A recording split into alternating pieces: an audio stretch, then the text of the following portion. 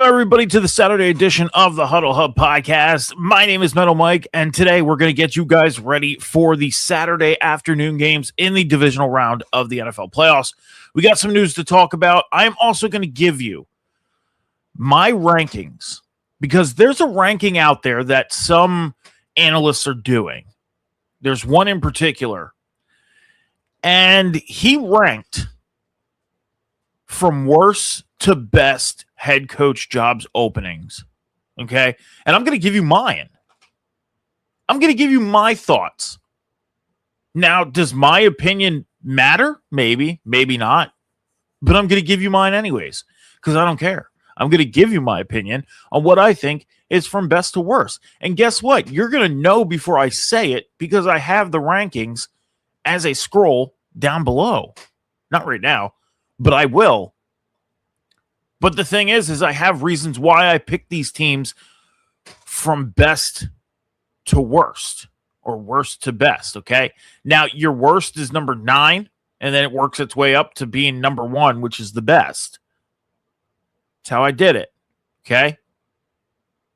So I am going to give my rankings on what I think is the from worst to best head coaching job openings because we have 9 of them.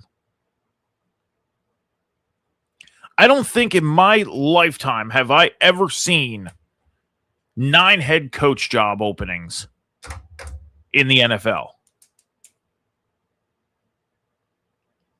So this is a pretty big year, pretty big offseason, isn't it?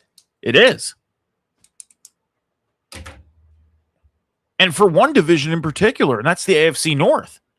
The Ravens, the Browns, the Steelers, who'd have thought that the only team to have a head coach stick around would be the Bengals. After Zach Taylor was the most talked about head coach in the AFC North about losing their job. By the way, I got lights back on the stand. So happy about that. I couldn't tell you how weird it felt not having lights on that stand, by the way. But yes, I got lights back on it. Anyways, I'm going to give you my rankings. We're also going to go through the news. And something I found out about yesterday that we're going to briefly talk about. Now, I'm going to get more in depth about this probably on the Tuesday show with John, because I'm going to say this right now. Just finding out about this, I was kind of intrigued, and I'm very interested about this. And it's going to be the first thing we talk about today, but first we got to do this. Head over to our social medias after the show on X and TikTok at the Huddle Hub Pod. You're going to hit the follow button. On YouTube, you're going to hit the subscribe button. That's how you follow on YouTube. And obviously on Twitch, you're going to hit the follow button as well. Turn the notifications on. You'll see when we go live every time we go live, so you don't miss a beat when we go live. Okay? And you want to check out any social media content, any videos, you can go over to the TikTok. If you don't have TikTok, which nowadays I believe everybody does, if you don't have it, you can go to YouTube. We have everything on YouTube as well. Video game content, videos from shows, special content, and everything over on the YouTube. So please make sure you head over to the Huddle Hub Podcast over on social media. Hit the follow button on X and TikTok. Subscribe on YouTube and help us build the Huddle Hub Podcast going through the rest of the NFL playoffs and beyond.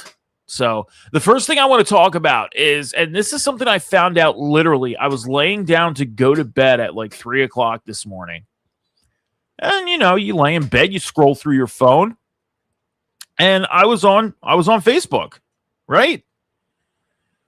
And I seen that there's a new arena league happening. And that is the International Arena Football League. Okay? Now, when you think international, you think, okay, there's going to be teams from overseas. This isn't just, you know, teams in the United States, right? It's got to be teams overseas. There are going to be teams overseas, okay? Now, the reason why I think we're going to get more into this on the Tuesday show is because I'm definitely going to be doing a deeper dive on this thing. I wasn't going to do my research at 3 o'clock in the morning when I'm getting ready to go to bed. That wasn't happening. I woke up 45 minutes ago. It is now 11 a.m. We're live. I woke up at 10:15. And I had to get ready to go live. So I'm like, I'll just get the team names. And then we'll talk about this more probably on the Tuesday show. Okay? There's going to be the North American Conference and the European Conference. So that we know. 2 conferences. The European Conference is made up of the Nottingham, England Eruptors, the Glasgow Tartans, the Stuttgart Stallions, the Dusseldorf Warriors, and then Zurich is going to have a team. Now, it's not letting me find out what the Zurich team name is right now, so I'm guessing they don't have a team name, but they are going to be involved. Now, you're probably thinking, Mike, what about the United States? You said there's going to be a United States team. There is. They are the North American Conference, right? And these are the states that have teams, okay? Utah has a team. They're called the Greats. And how they spell this is GR, the number 8, apostrophe S, the Greats. Okay? Then we have the Cincinnati Slingers. So Ohio has a team in Cincinnati. The Slingers. Arizona has a team called the Juggernauts. Las Vegas, they have a second football team now, and they are the Rockers. The Las Vegas Rockers. Yep. And then Pennsylvania has a team. And when I found out the Pennsylvania had a team and found out the location, I was like, all right, cool. Like, it's only 45 minutes away. So if I want to go to an arena football game, I can.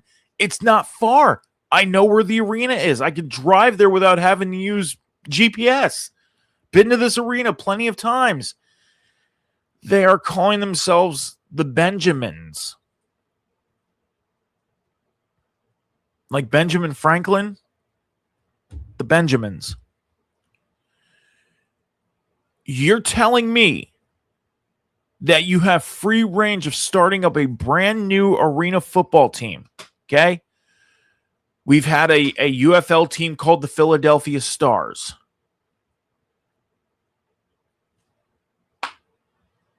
Not a bad name, but the color scheme was very obnoxious. It was red and yellow. It was a very obnoxious color scheme. But I still rooted them on because the Philadelphia team, got to root them on, right? But then you get the arena team. Before that, the Philadelphia Soul. And I was a big Soul fan. You can ask John. I was a big Soul fan. I watched the Soul's games. When they made it to the arena championship game, I was hype about it. Like, I rooted on the Soul like crazy. And I was very sad when the Philadelphia Soul went away. I actually met some of the Philadelphia Soul players because the year that they made it to the Arena Football Championship, they came to my town when my daughter was in middle school, and they did like a pep rally at her school. A Philadelphia arena team came to my daughter's school, hour and 15 minutes away from Philly, to do their pep rally. And the ownership was there. Ron Jaworski, NFL legend, got to meet him. Got to meet a couple people. And it was really cool. And then they went away. So now we have this clean slate.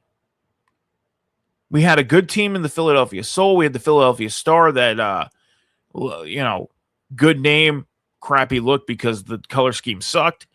So now you have this clean slate joining this new football league that is yet to start. And the best you can come up with is the Pennsylvania Benjamins. Now, the logo looks kind of cool. Kinda. I'm not the biggest fan of it. I think they could have done a hell of a lot better with it.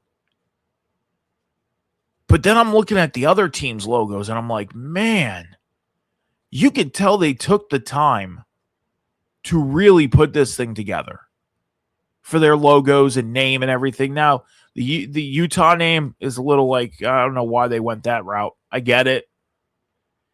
You didn't want to have the word greats, so you threw the number 8 in there and called yourself the Greats. Okay, cool. But you're looking at the logos, and I'm like, man, these logos, they look good. But then you look at the Pennsylvania logo, and you're like, man, you couldn't do better. Clean slate. Time.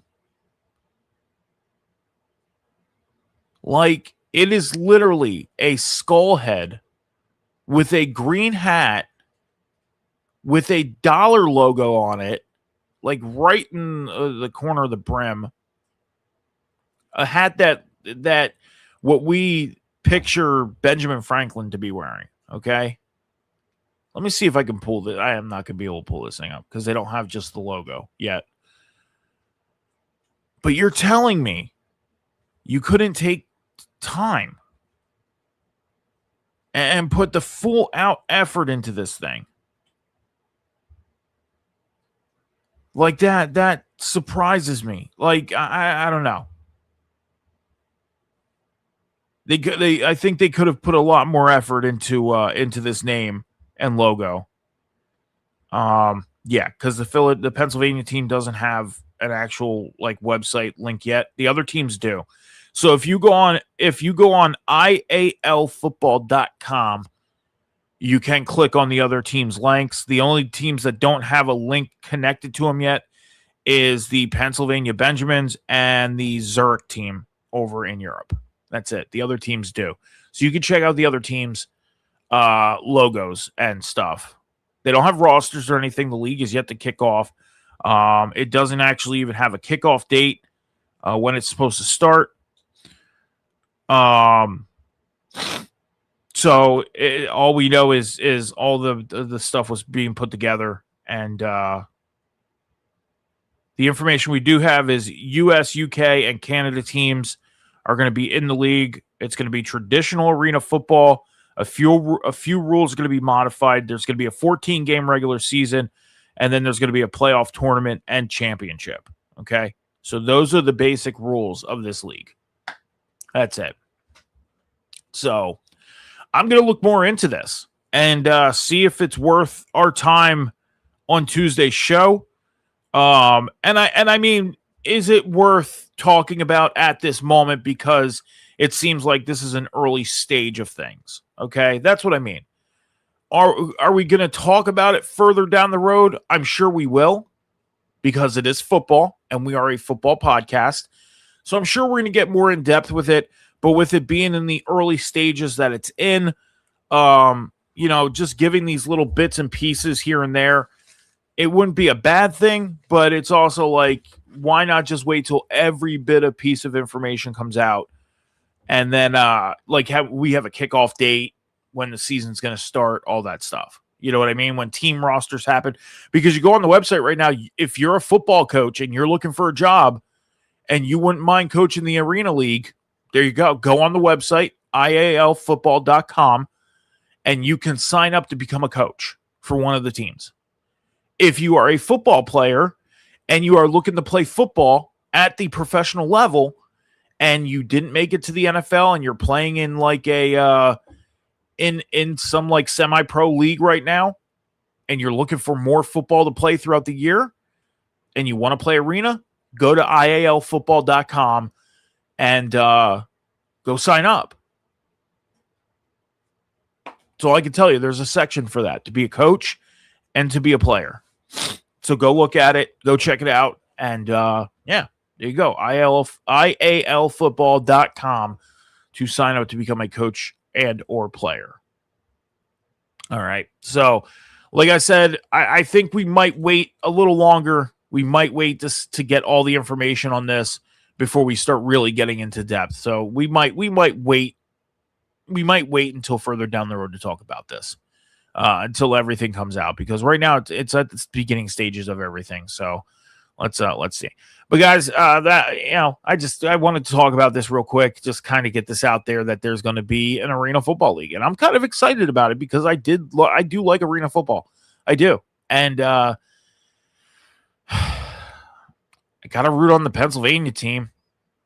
I do, regardless of whether I like the name and logo or not. I mean, it's something that's got to grow. I mean, maybe they come out with an alternate that looks better. I don't know.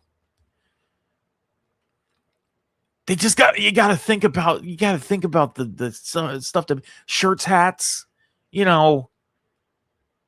apparel fans are going to want to buy. I'm definitely not going to be getting a big flag to hang. I'll say that. I'll get a cup to sip out of. That'll be my on-air fandom for the Pennsylvania Benjamins. All right, so let's get into the news. As many of you may not have known, former Ravens head coach John Harbaugh, apparently he is in the final stages of working out a deal to become the new head coach out in New York for the Giants. It had come out about an hour ago that the Giants are hoping to have things done by Tuesday for a press conference. Now, I mean, this has been in the works for about 4 days now. We have been waiting for the announcement to happen of John Harbaugh signing on with the New York Giants. I'll say this. Cam had mentioned on the Sunday show that he feels like John Harbaugh going to the New York Giants would be a good fit. Me personally, I don't know how I fully feel about it, but I think John Harbaugh in New York, I mean, he had issues with Lamar, okay? And whatever those issues were, I'm guessing, Lamar is a very innovative quarterback, What do you think Jackson Dart is? He's innovative. You're telling me there might not be problems between John Harbaugh and Jackson Dart in New York? I'm just saying. And Jackson Dart, he's good. He's a good player. He could have a very good future. And I say could because how many times did he end up in concussion protocol this year? And I'm not saying that to take a jab at the Giants, but Jackson Dart has proven that he can go out and put on a good performance as a player and win ball games for his team. So putting himself in positions of concussion protocol and everything, not good. And you're telling me that if Jackson Dart decides to pull the ball down and not listen to the play calling, him and John Harbaugh are not going to have problems. John Harbaugh is a very old school smash mouth football playing coach, okay, who is probably going to expect Jackson Dart to sit in the pocket more, put the ball in the air, put the ball in the hands of the running back, and Jackson Dart is one to pull the ball down and run. Okay, so I don't know how much I feel. I don't know if I feel good about John Harbaugh becoming the Giants football head coach. I mean, like I always say, yes, I'm an Eagles fan. At the end of the day, being on this show, I got to be unbiased, and I got to give my actual football opinion, which I'm doing. And I'm not just saying these things because I'm an Eagles fan. I'm saying this because you sit there and truly think about, teams that really need to start improving. Because believe it or not, the league can look at teams and be like, you are not good or a good fit for this league no more. I mean, a lot of people are surprised that the Browns haven't faced this yet.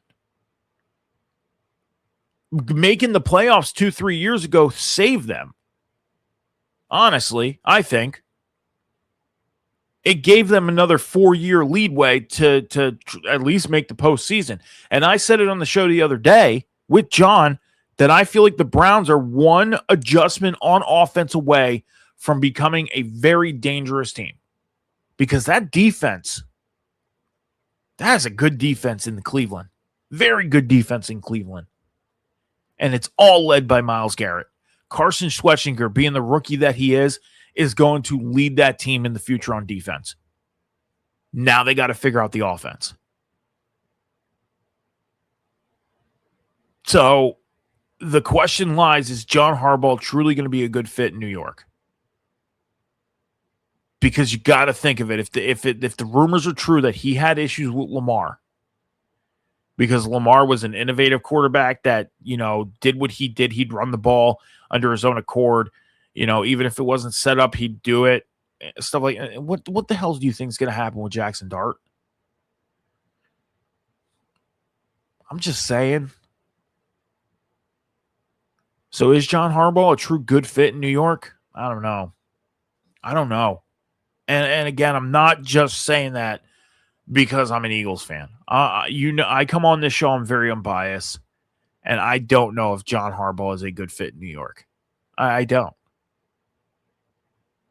Only time will tell, I guess. But we'll find out. Kevin Stefanski, he finalized, he had 2 interviews with the Falcons this past week.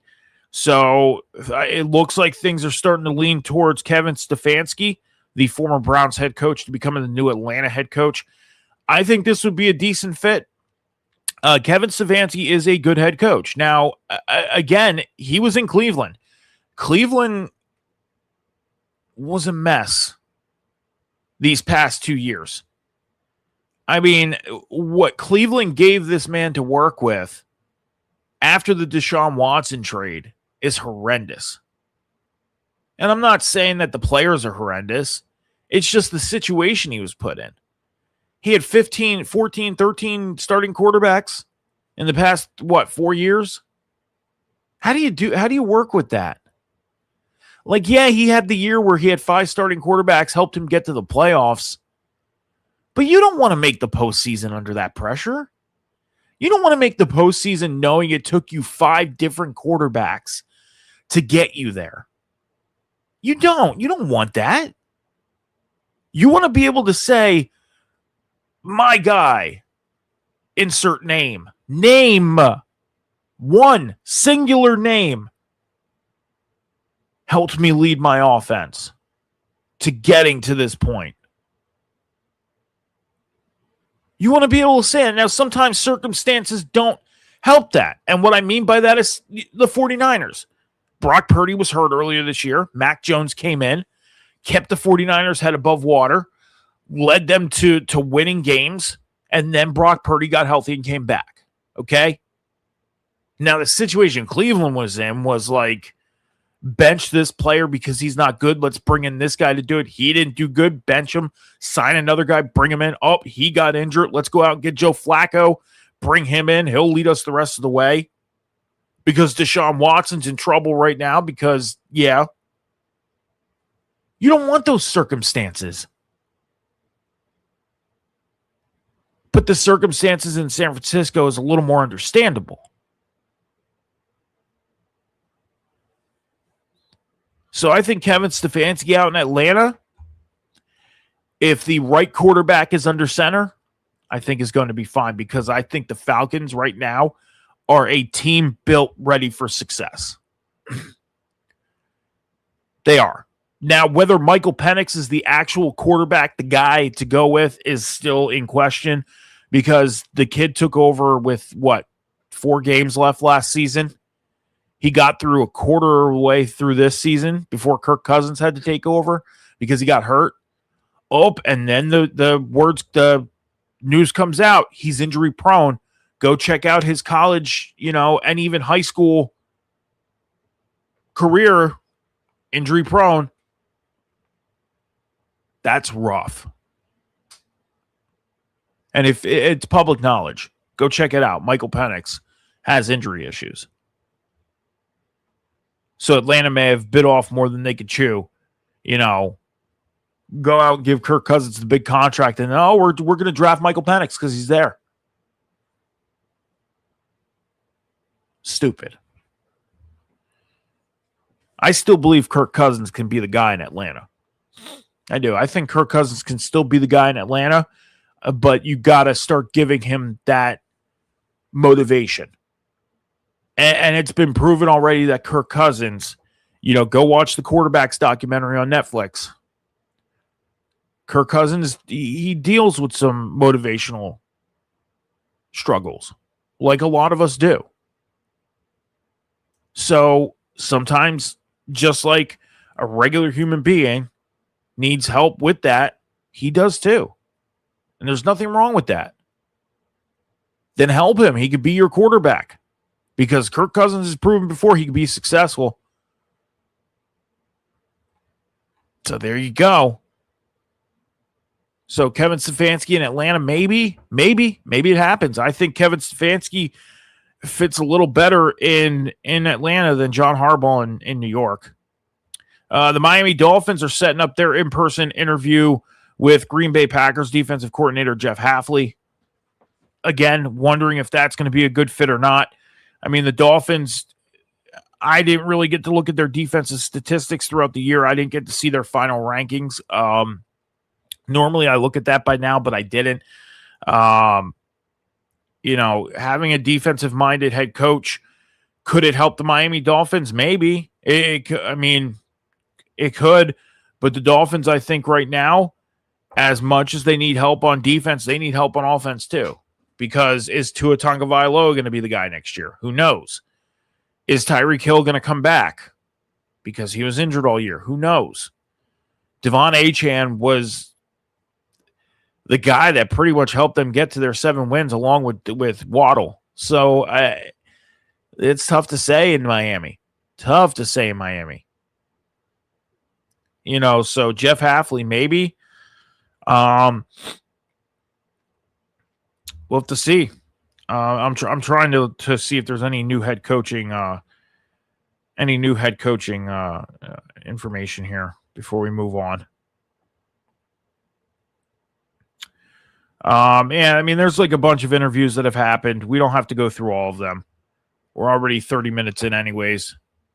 So let's get through the rest of the news. Jason Witten, former All-Pro tight end from Dallas, the Dallas Cowboys. Let me start that over. Jason Witten, former All-Pro tight end for the Dallas Cowboys. He is the new tight end coach for Oklahoma University of Oklahoma, however you want to say it. So Jason Witten getting into the coaching, and he's going to be coaching the tight ends out in Oklahoma. Boomer Sooner. There you go. Jason Witten. Some help out in Oklahoma.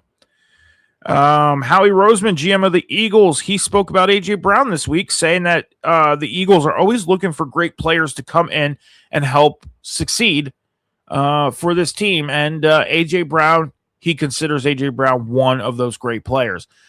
I said it earlier this week. Do not trade him. Do not release him. Don't do anything.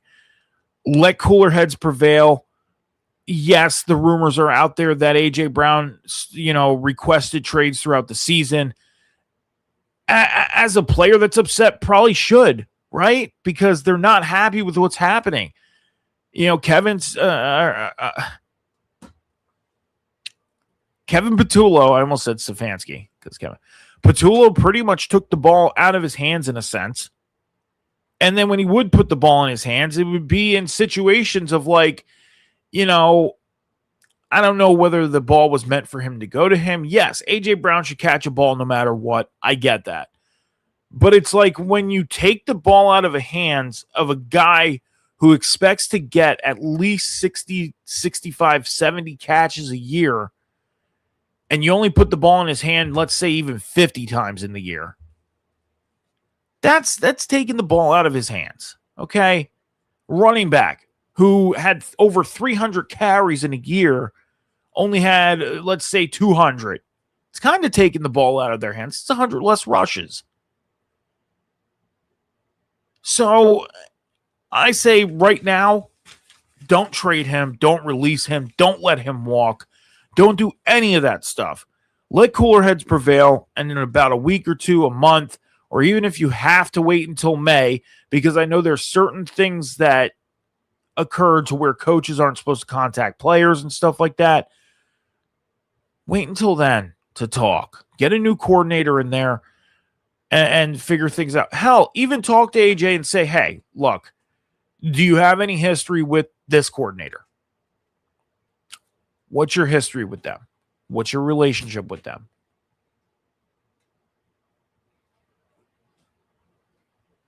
Do something like that. Who knows? I feel like letting A.J. Brown go would be a big mistake. I do. I feel like letting him go would be a big mistake. And then what's going to happen if he goes somewhere else? Here's how this is going to roll, okay? It's going to be, yay, we got rid of A.J. Brown, woohoo, ha, ha, ha. He went to, let's say, New England or Baltimore. Okay, so Lamar Jackson or Drake May is his quarterback. Gets 75 catches, 1,500 yards, and let's say 10 touchdowns. Okay? This would be Eagles fans. We should have never traded him. We should have never released him. We should have never did this. We should have never did that. Look how good he's doing in New England. Look how good he's doing in Baltimore. And then I'm going to sit here and say, no shit. Because we have to jump and do these moves before letting cooler heads prevail. And, so this is why I say do not let him go. Now, if problems start happening at the beginning of the year next year and we get to like week 5, and things just don't settle, then make the move. But right now, no. We're in the offseason. Let cooler heads prevail. Let's get into 2026, and let's see how things happen. And by week 5, if things aren't cleared up and things aren't better, then make that move. That's just my opinion. So, last bit of news, Adam Thielen. Wide receiver Adam Thielen has decided to retire after 13 seasons. He was a undrafted rookie in 2013. He then was picked up by the Minnesota Vikings. He was in Minnesota until 2022. Then he went to Carolina, played in Carolina in 2023 and 2024, and then wrapped up his career half in Minnesota and then the back half into the playoffs with the Steelers in 2025. Some of his accomplishments, he made it to 2 Pro Bowls in 2017, 2018. He was a second-team All-Pro in 2017. He actually holds the record for most consecutive 100-yard receiving games with 8. Okay, so he had 8 straight games with 100 yards receiving. His career stats, he has 704 catches for 8,497 yards, 64 touchdowns. He also ran the ball a few times. He has 178 rushing yards and 1 touchdown.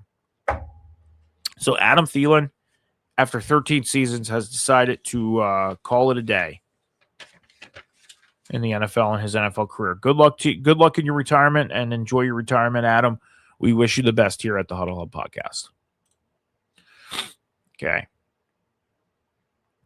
Guys, I don't know if I'm getting sick or not. I think I'm just stuffy. That's all there is to it. I don't know. Last night I was starting to feel a little but I think it's just stuffiness, and it just yeah. So, excuse me. I know that's disgusting, but I don't want to walk away in the middle of doing the show here. So, all right. So let's do it. From worst to best head coach job openings, in my opinion. Okay. Now, the worst is number 9. The best is number 1. So, and I made like little notes. I didn't make big notes or anything like that because I wanted to get through these rankings fairly quickly because we do have football games to talk about from today. So let's get into it. At number 9 is the Tennessee Titans. I feel like they have a lot of positions to fill and need more than 1 year to do it because this team right now, yeah, you went out and got your quarterback of the future, but in the middle of the year when you fire your head coach before the trade deadline saying that your whole roster, except for about 4 players, is open for trade. Send us an offer. That's telling me you need more than at least 3 years to rebuild your team to get to where you want to be. And that's not a good look. Tennessee fans, I would expect, no matter who comes in as head coach, for that head coach to either be gone in 3 years or 1, or actually be there to help rebuild this football team. But the Titans, they are a far ways away from a championship. So sit back, relax, buckle up, and go along for the ride of rebuilding your team for the next 2 or 3 years because you ain't going anywhere but, maybe up, hopefully. Look for a couple 3-14 seasons. I'll say that. Or 4-13 seasons. So the Raiders are at number 8. Again, they need some positions to be filled, and it seems to not have they seem to not have coaching confidence. Okay. It seems like they don't have confidence in their coach. They've been through a head coach the past 5 years. They've changed head coaches, 4 times? That tells me you don't have confidence in your coaching staff. And in the process of having to fill positions that you need on the field, you just don't have that confidence. The Raiders have a lot of work to do. Vegas fans, be ready. Strap in just like the Titans. I'll say that. Because I lost all confidence in the Raiders, making a run for the AFC West as well. I thought this year was going to be the year that they did it. They brought in a head coach that could have done it. They brought in a quarterback that knows the head coach. Situation Pete Carroll and Geno Smith, like the matchup in Seattle, they couldn't bring it to Vegas, and that's where the confidence in Vegas really just died away for me. You brought in a head coach and a quarterback combo that could have done it. They didn't do it. Now what? That's the question. Now what? And I'm sorry, Mendoza coming in. Who knows who his head coach is going to be?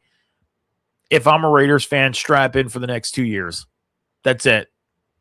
Because even though you get a new head coach this year, they may not be there next year. Because this team seems like they don't have any confidence in their coaching. That's what I get from it.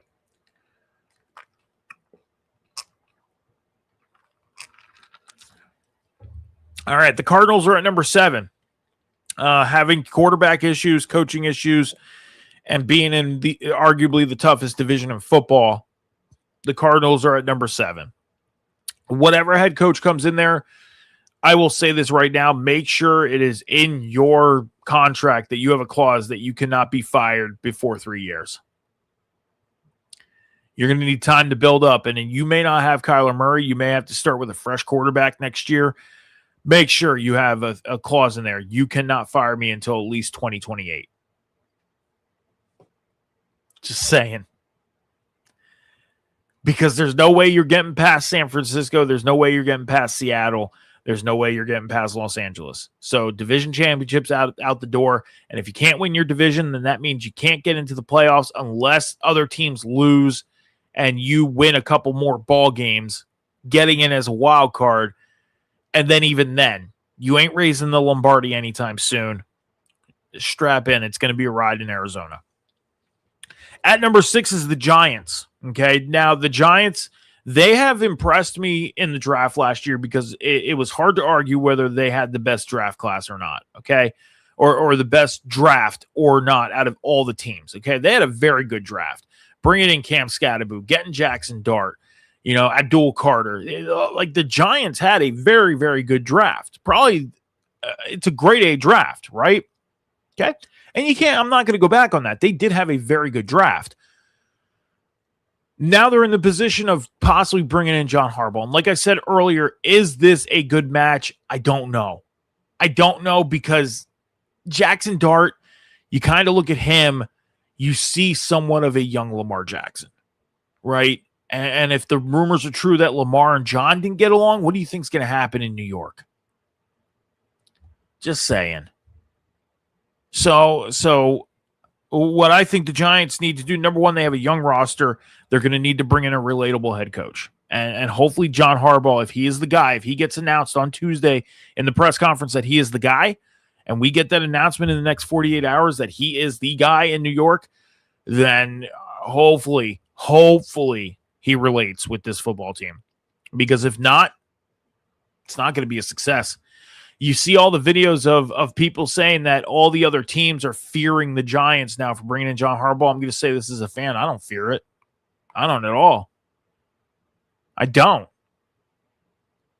Because as I always say, it may look good on paper, but it all depends on what gets put on the field. And if there's any indication of what John Harbaugh has been able to do as a head coach the past couple of years for the Baltimore Ravens, they've made it to, conference title games? Fail. Made it to divisional round, fail. Wildcard round, fail. Couldn't even make the playoffs this year. Hold on.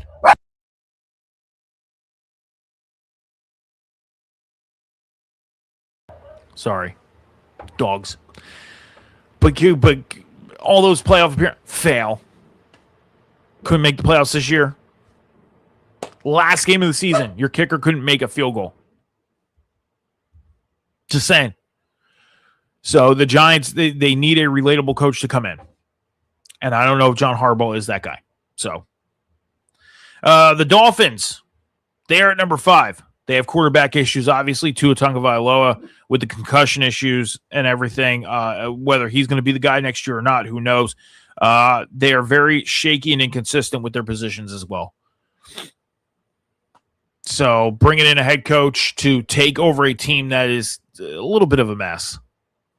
Again, make sure in your clause that you have like a deal to where you can't get fired before 2028 or 2029.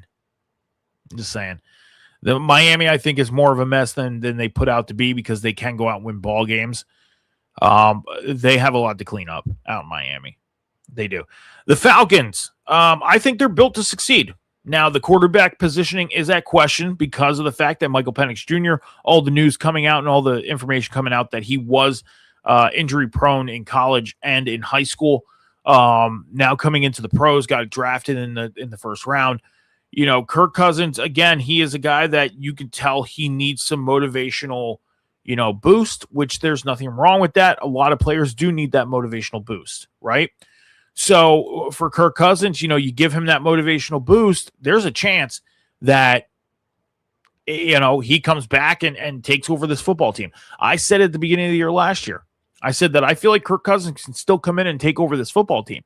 I think they made a drastic measured decision of saying, Kirk Cousins, you're out. Michael Penix, you're in. And Kirk Cousins, when you look at it, I mean, you got to look at Kirk Cousins' statistics this year, and that's what we're going to do.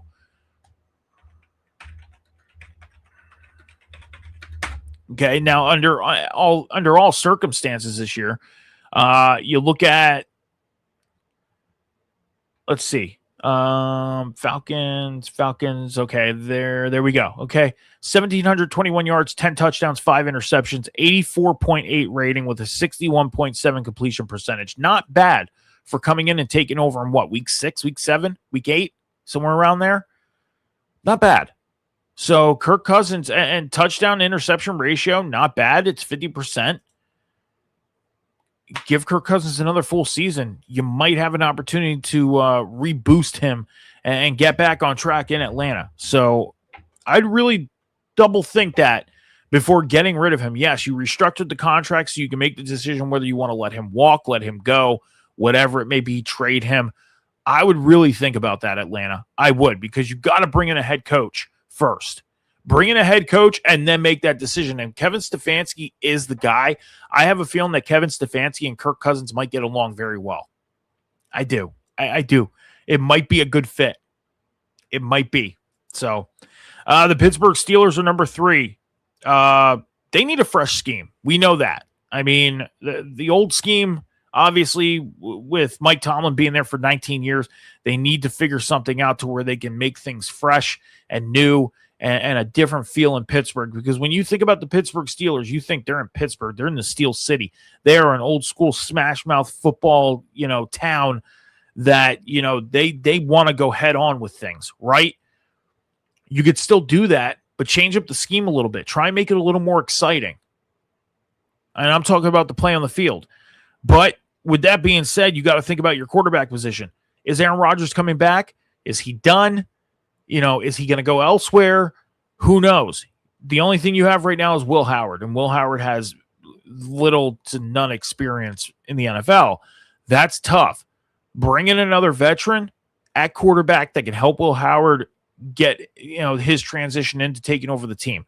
A 1-year contract with a veteran and help Will Howard transition into that starting position. If I was Pittsburgh, I wouldn't even concentrate on winning the division or making the playoffs this year. I would just concentrate on getting a quarterback ready to take over a football team for the next 10 years. And that is Will Howard. That's what I would do. So, and try and convince ownership that, hey, this is what I think we need to do to get really back on track. And it's understandable you want to have that win now mentality. You want to win a championship, whatever the case may be. But this stuff takes time. And that's where I think things got lost in the shuffle, is a lot of fans and teams, coaches, ownership, management, personnel lost that somewhere along the way, that things take time. It's a win now mentality, and that's it. If you aren't winning now, then you're out the freaking door. No, take your time. You are an old school smash mouth, take things head on type of town. You got to know that things take time. You've been around long enough to know this. Give it time in Pittsburgh. So my thought process is bringing that quarterback, help Will Howard progress, scheme him in, and then bam, then you can have him take over. So that's my thought on Pittsburgh. The Browns defense is ready. I think they're one offensive adjustment away from getting on track to where they need to be. I don't think Deshaun Watson's the guy. I get it that he's cleared protocols and everything like that now. I don't think he's the guy in Cleveland. I don't think he ever was. Shedeur Sanders showed a lot of promise this year. And then he said it. Just imagine what things could be like if we started in the offseason. You got a kid who has confidence, and he can go out and handle the ball. Get an offensive line in there to protect the kid. Get a running back in there that's going to be successful. I mean, you got Quinshon Judkins, that's good. But get a second running back that's going to be able to get you those positive yards. And get another wide receiver in there to match up with Jerry Jeudy. If Jerry Jeudy decides to continue playing. I mean, Jerry Jeudy, I believe he's been in the year about 8 years now, I believe. Unless I'm wrong on that. Because I know Jerry Jeudy has been in the league for a while now. He's 26 years old, so no, he hasn't been in the league for that long. Holy crap. Why did I think he was in the league that long? 2020, Denver Broncos. Okay. So he's in his 6th season. Yeah, so for a while he's been in the league. Okay. Still. So you can get somebody to come in and match up with Jerry Jeudy. And I think the Cleveland Browns are a slight offensive adjustment away from becoming one of the dangerous teams in the AFC North. Saying. So the Browns are my number 2. Number 1 is the Ravens. That roster's ready. Insert a head coach, and they're off to the races. They just got to bring in the right head coach to do things. Obviously, again, just like in Pittsburgh, you had Mike Tomlin, who was there 19 years. John Harbaugh was there 18 years. They are that, old school smash mouth, take things head on type of football coaches. They are in the trenches type of guys, right? So you want to bring in a coach that's going to elevate and be a little more not aggressive, but more, strategic and doing things the new school way in a sense, running West Coast offenses, and stuff like that. So they just need a refresher. That's it. The Ravens are ready to go. I don't think Lamar's the guy in Baltimore. That's my personal opinion. I think he ends up in Miami still. I do. I feel like he still gets traded. But that's my opinion. But we'll have to see. We'll have to see what happens. But there it is, guys. My worst to best rankings. And we'll have to see what happens with these coaches changes here. So we're going to take about a 30-second break here on the Huddle Hub podcast. We'll be right back to get you guys ready for the divisional round of the NFL playoffs after this.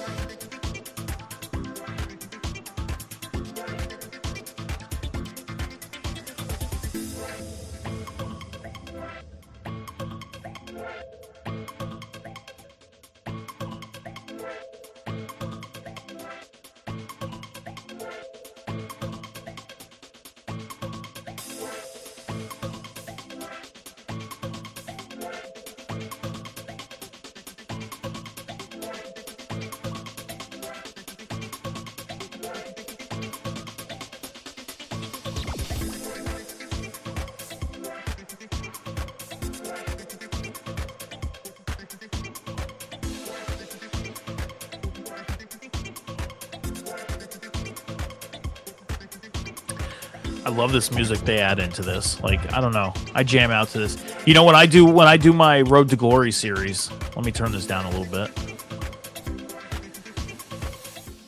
When I do my Road to Glory series, I use this one. And this one's kind of cool. I bop to this.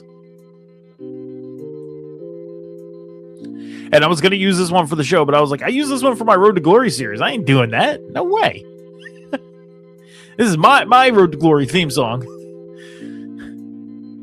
But guys, make sure you're heading over to X and TikTok, hitting that follow button over on the social medias. It would definitely be appreciated. Make sure you're heading over to the YouTube, hitting the subscribe button. That's how you follow over on the YouTube. Turn those notifications on and go over on the Twitch channel, hit that follow button, turn notifications on. You'll see when we go live, just like later on today. I plan on doing my Road to Glory series, continuing that. Probably going to finish the season I'm in Illinois because we did a lot of content the other night.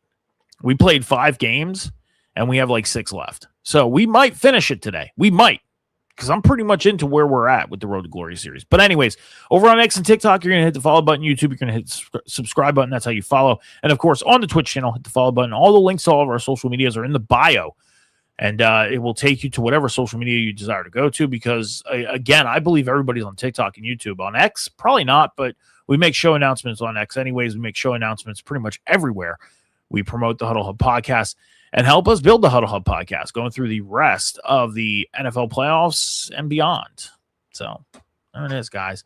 So, yeah, NFL Divisional Round playoffs kicking off this afternoon, and I'm pretty excited. I mean, we got some pretty good matchups in this Divisional Round. And with that being said, there are some key injuries that are occurring right now in the said playoffs. So we're going to run down the key injuries for every game right now. For the Bills and Broncos out at Empower Field this afternoon, cornerback of the Bills, Maxwell Hairston, he is going to be out with an ankle injury. Safety Jordan Poyer is out with a hamstring injury. Running back Ty Johnson is questionable with an ankle. And wide receiver Curtis Samuels, he's questionable with an elbow. And defensive tackle Ed Oliver is questionable with a bicep. That's for the Bills Broncos. No Bronco injuries. I mean, there's like one guy that's questionable, and that's it for the Broncos. Broncos are fairly healthy going into this game.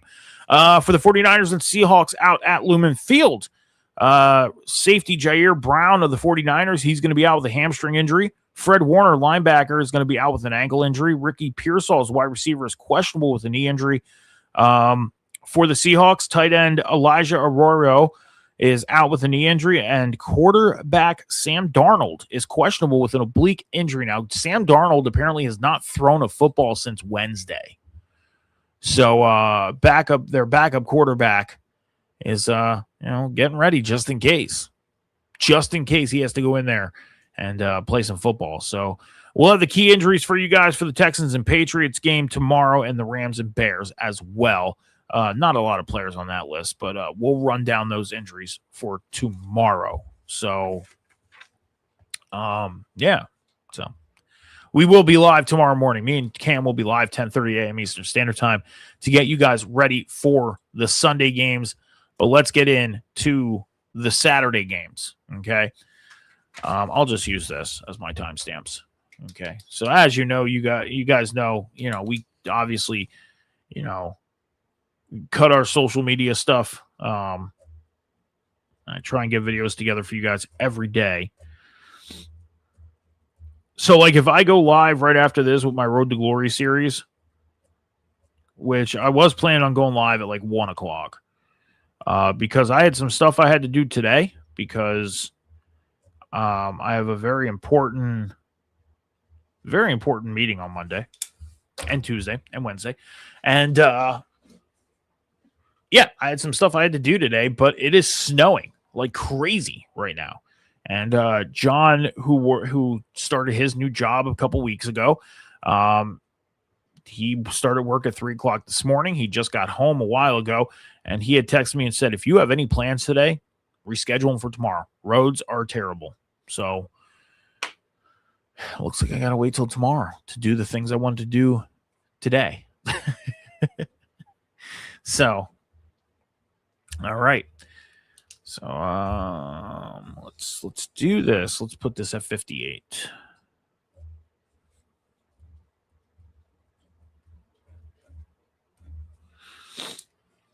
All right. Kicking off divisional round weekend, we got the Buffalo Bills heading out to Denver to take on the Broncos. The Broncos, they have home field advantage. They are the number 1 seed in the AFC playoffs. The Bills last week went out and I think surprised a few people on beating the Jaguars, but at the same time didn't surprise people. Why? Because of the experience of Josh Allen. Josh Allen, he doesn't have Patrick Mahomes, Joe Burrow, or Lamar Jackson standing in his way to raising the Lombardi Trophy. So a lot of people think the Bills are going to make it to the Super Bowl. Well, they finished step 1 last week against the Jaguars. Let's see if they can finish step 2 and beating Denver tonight. I like that one. We're going to stick with take 1.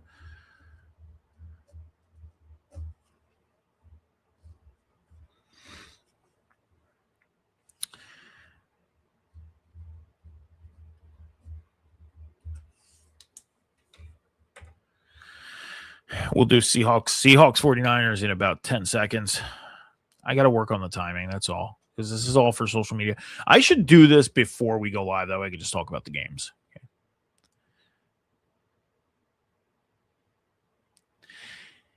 In the night game on Saturday night in the divisional round playoffs, we got the San Francisco 49ers heading out to take on the Seattle Seahawks. The Seattle Seahawks are the number 1 seed in the NFC playoffs. The 49ers last week, they eliminated the defending Super Bowl champion Philadelphia Eagles. Could they go out and eliminate the number 1 seeded Seahawks? The 49ers, they are playing with basically backups. But in Seattle, Sam Darnold, he's dealing with an injury. He may not play. Can the 49ers go into Seattle and beat their NFC West rivals? Or was Seattle stunned? Oh, no, I didn't like that one. Okay, no, we're going to do a different one. Nah.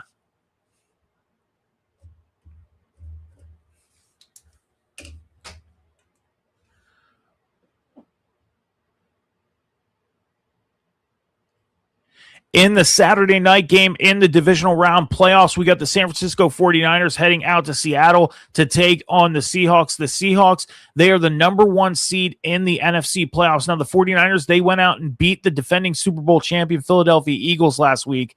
Could they go in and beat the number 1 seed Seattle Seahawks and earn their way into the NFC Championship? Let's find out. I like that one. That one's good. Okay.